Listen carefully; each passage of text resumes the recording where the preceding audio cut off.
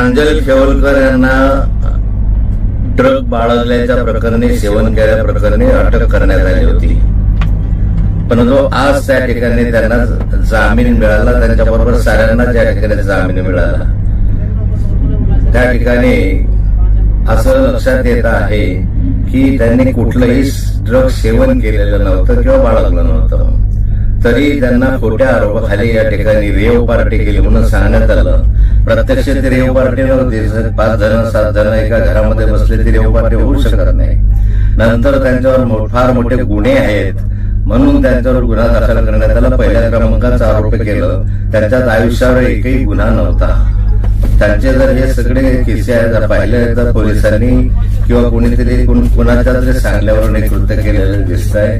आणि या ठिकाणी त्यांना या ठिकाणी सोडून देण्यात आलेलं आहे. त्याच्यामध्ये आणखी न्यायालयामध्ये खटला चालेल. त्या माध्यमातून ते निर्दोष सुटतील असं मला विश्वास आहे.